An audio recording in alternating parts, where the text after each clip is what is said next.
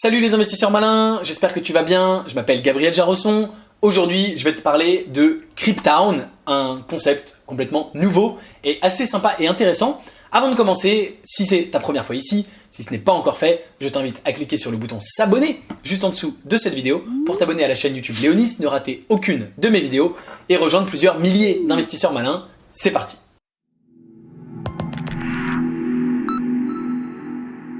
Cryptown est donc un site qui vient d'ouvrir, qui vient de sortir. Ils se définissent, comme tu le vois, comme la bourse des startups. Ils veulent contribuer au financement d'une startup. Ils veulent te permettre de contribuer au financement d'une startup pour soutenir son développement. Il s'agit en fait d'un projet relativement nouveau, d'un nouveau genre, qui est donc proche d'un site de crowd equity. Tu les connais peut-être. Ce sont des sites qui te permettent d'investir dans des startups, de devenir directement actionnaire en échange de ton argent. Mais la différence, c'est que Cryptown, comme tu t'en doutes peut-être, eh bien, ils le font avec de la crypto. Alors, comment ils le font très concrètement? Eh bien, ils organisent ce qui s'appelle une ITO, qui serait assez proche d'une ICO. C'est Initial Token Offering, donc une offre initiale en token, qui a pour but de financer la startup. Une ITO, c'est à mi-chemin entre une ICO et une levée de fonds.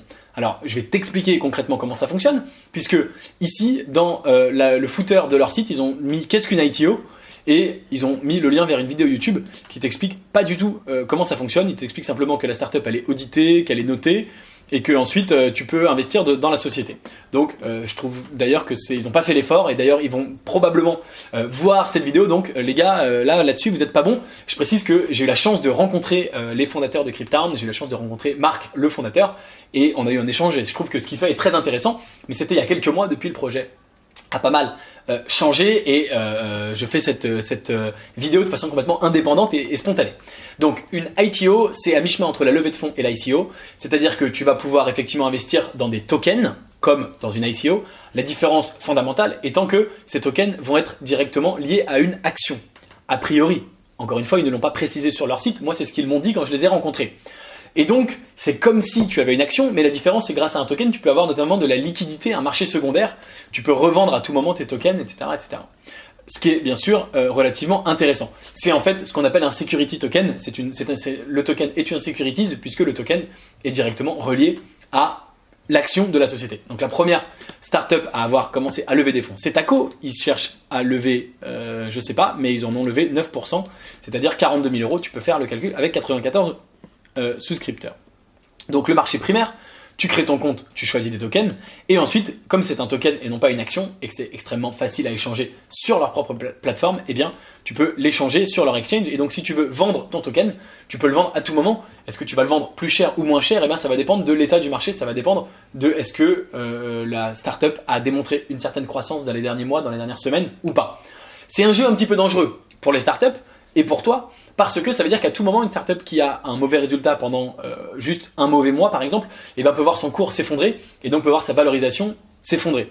Alors que peut-être que la startup le mois suivant va complètement rebondir.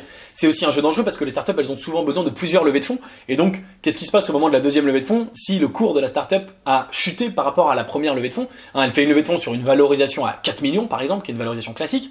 Et puis un an plus tard, elle veut lever des fonds sur une valo à 8 millions, ce qui peut être classique si la boîte a fait de la croissance. Mais sur la plateforme, comme tout le monde veut revendre ses tokens, eh bien la valo elle est passée de 4 à 2 millions. Et donc, comment tu justifies auprès de tes investisseurs? Est-ce que les investisseurs, ils investissent sur une valo à 8 millions que tu leur proposes ou est-ce qu'ils vont discrètement en douce racheter les tokens sur la plateforme? Donc tout ça est un peu, moi je dis dangereux, en tout cas c'est complètement nouveau, hein, ça n'existe pas aujourd'hui, c'est un fonctionnement qu'il va falloir découvrir. Bien sûr ça a le mérite d'être intéressant, c'est toujours ce qui manquait le plus aux startups, à l'investissement en startup, c'était l'aspect liquidité que eux ils apportent aujourd'hui. C'est un avantage qui vient avec son lot d'inconvénients et vice versa, des inconvénients voilà. Mais c'est intéressant, aujourd'hui il y a un seul projet, ils viennent de se lancer, en tout cas bravo les gars évidemment d'avoir fait ça, ils sont relativement en avant-garde de tout ce qui se fait sur ce marché.